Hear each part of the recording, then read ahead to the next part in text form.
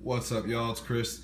Hey, so just want to take a minute and talk about some quadcopter stuff right now. So a couple of you guys probably know I've been flying my DJI Inspire 1 exclusively for the past couple days, and it's sick. So I kind of put my solo to the side a little bit, but it's been raining today. We got a monsoon going on, lots of lightning and rain, so I figured I'd make a video right quick. So the Solo by 3D Robotics, 3DR, this is their attempt at making, you know, kind of an accessible all-in-one, kind of, I'll explain why I say kind of, all-in-one, what they call their smart drone, the world's first smart drone. It's got programmable, of course, some of the basic flight modes, they call them different, but they also have these things called smart shots, which are pre-programmed, kind of generic camera movements, but you can do it in the air. So they have one called selfie, where you can take the quadcopter up, hit the selfie button, and it backs out and rises up at a nice perfect angle and speed and pitch, and it keeps the subject in, you know, in the frame. So the transitions are really, really nice. They have one called cable cam, where you can connect 2 points in space pretty easily, and then you can hit a go button, and it will go between the two pre-selected points at a certain speed and angle and so forth. And then they have an orbit one, where it goes around in a circle of a subject that you pick. Having said that, I haven't used any one of them. I've been flying this thing regular. It's been cool. It's super stable. The flight time is great. I like the controls. The controls are really, really nice, pretty smooth. Everything is pretty simple. You got this nice information readout here. Right now, I haven't turned it on, but shows you the power that's left on there. The GoPro mount comes with it. It's a vibration reduction GoPro mount. It does help, kinda, but mainly I guess it's good for the person that's viewing the HDMI out signal that goes down to the smartphone with through the app. But for actual video, it's quite disappointing because it vibrates pretty good, and you know, if there's any correction when you're, say you're descending rapidly, you know, just like any other quad, even my Inspire does it when you're descending, you know, and then it'll correct or pitch or roll one direction, you know, and when it does that, the image is just destroyed. The video is destroyed. Or when, you know, you are rolling, you know, to one side or the other, you know, the horizon is just it's just kind of absurd. Or, you know, I've tried making videos in like 1080p in the medium field of view on the GoPro, and even if you slightly roll to the left like that, you know, you're still going to get the horizon and the jitters and stuff. And then when you finally, you know, let off the stick and, you know, GPS holds it, you know, it's still jittery. And then any type of gust of wind, I mean, you really notice it in the video. So essentially this has been,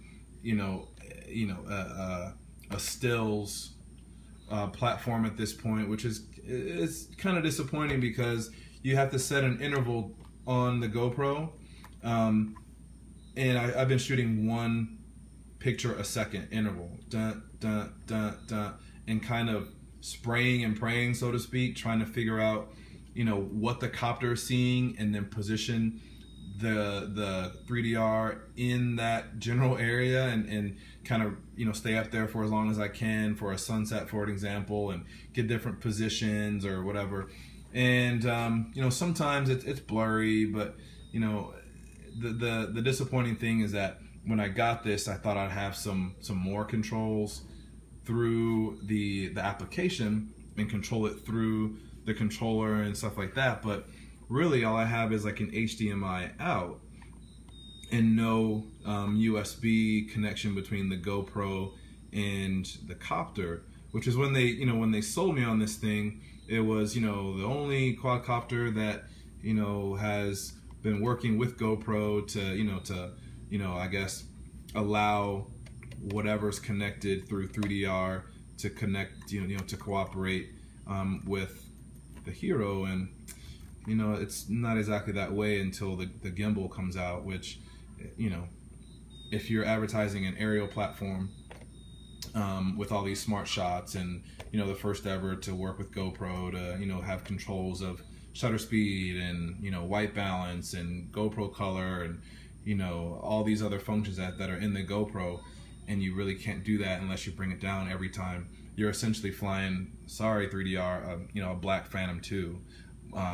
So in that regard, that's really disappointing. I thought it was a good purchase still, because the idea is to, help keep this thing future-proof with different add-ons and such. Like under here, you have this accessory bay where you can add, so they say you can add on LiDAR systems or some type of optical flow like what's on the Inspire 1, where you can, under here there'll be a sensor that'll calculate the distance from the ground and, direction and speed or whatever else it can do. I've heard ballistic parachutes, so if there's an issue with the copter, the parachute will come out and drop the copter to the ground. So that's all cool. The ease of switching out motor pods and things of that sort and upgrading motors down the line, thought that was pretty cool. Maybe more, higher capacity batteries, because these batteries just press a button and they just slide right out. And it's really, really easy. So that's really convenient. When I got it at Best Buy. It was pretty easy. I got some props too. The props are pretty cool. Anyway, about the controller. The controller is cool. You long press to turn it on. It vibrates. That's pretty cool. It also gives you notifications on here and on the app. Through the app, it talks. There's a sweet little lady's voice in there. It talks to you and tells you GPS signal lost. And if you don't know how to fly, you fly into a building, or you think there's a flyaway, but essentially you just don't know how to fly. But when you lose a signal, it's pretty cool. It comes back to the home point, which is the point that you last took off from. So I like that safety feature. GPS, I've been able to acquire really quickly. I haven't had any issues with GPS or not being able to fly it for whatever reason, or I haven't had flyaways or anything like that. I have flown close to a building and lost GPS signal, and as soon as it told me, I just flew it away right back into the desert, and it reacquired the signal, and then it started flying again just like it was in GPS mode. So that's pretty cool. I have flown it in sport mode. I have this button set up to be sport and this button set up to be fly.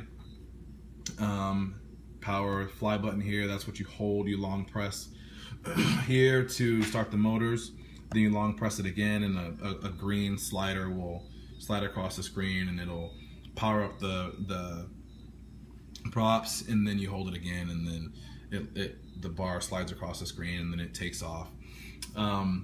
It doesn't pulse, it doesn't rev, so to speak. It doesn't rev the motors like the Inspire does. When you do, the slide to take off on the Inspire 1 through the DJI Pilot app, it turns the motor on and it goes zzz, zzz, and it pulses the motors, and then they spin up, and then you take off, and then you're on your way. But these just spin up to one speed. So I don't know why the difference. Maybe because these props are 9s and the other ones are bigger, and there's, I guess, a more lift on those motors. I'm not really sure, but these lock in pretty easily. I haven't had anything fly off or any trouble with the props. They're nice props. It flies really sturdy. The real big bummer about this thing is there's no gimbal. Oh my God, that is so painful. And honestly, I think I may have held off on getting another platform if I would have had a gimbal. But now I have this Inspire 1, and it's got so many controls in the app. I mean, it's amazing. I mean, I can do automatic exposure lock, I can do shutter speed, manual or auto. I have a lot of controls that I have basically in my Sony. I have an A7 II. I've been shooting Sony for a few years. I've also shot with some other stuff. Mirrorless, full frame, dope. That's another story. But you know, with the application, I wish there was so much more that this thing can do at this point. That unfortunately I kind of got hungry once I knew what I could do from the air, and I just started thinking about, you know, getting the Inspire, and I couldn't help it. I couldn't help it. So I bought it, and I've been flying that. So hopefully, you know, 3DR will get their stuff together and get this gimbal out. You know, at this point, I mean, I don't know if I really want to do it now because I have the Inspire. So I'll probably fly that for a while, and my thirst will be quenched. But you know, comparing these two, this I tie right onto the back of my Camelback. I just clip it, so it's super easy to transport, which is a big deal. The Inspire, you know, it's big. It's you know, you got to take it in the case, you know, if you want to, you know, protect your investment. But also when you show up with something like that, you know, if you know, once I get my exemption through the FAA, the Section 333, you know, if I show up with something like this and something like that, then maybe my production value will go up depending on who the client is. You know, you never know. But having said that, the size difference, I actually really like the size of the 3DR. I mean, I think I can fly into spaces much easier than I can with the Inspire, but once I'm in that space, I'm almost certain I'm going to lose GPS on the 3DR, and I know that with the Inspire, once I get close to the ground, the landing gear comes down automatically. Like I really don't, and I can fly manually, so I'm really, you know, I'm in love with two women. I love the Inspire one, and I love the 3DR for how it flies and the size of it and its potential. It's just kind of disappointing that, you know, it's been released and I can't realize that potential, you know, because there's no gimbal and all we got is, you know, hope and a pray that we get a good shot, you know. Anyway, so I have some GPS signals in here, so that's pretty cool. Anyway, so it says hold fly to start motors. They'll spin up. That's how it sounds. They spin up like that. They don't pulse. And yeah, anyway, that's it. Hit the pause button, they stop. That's actually the first time I've started it in the house because I hardly ever leave it on this long to get GPS signals, but it actually acquired 10. Kind of rare. Anyway, that's about it. Any questions, drop me a comment. Feel free to subscribe, like, dislike, let me know some feedback. Anyway, thanks for watching. Talk to you later. Peace out.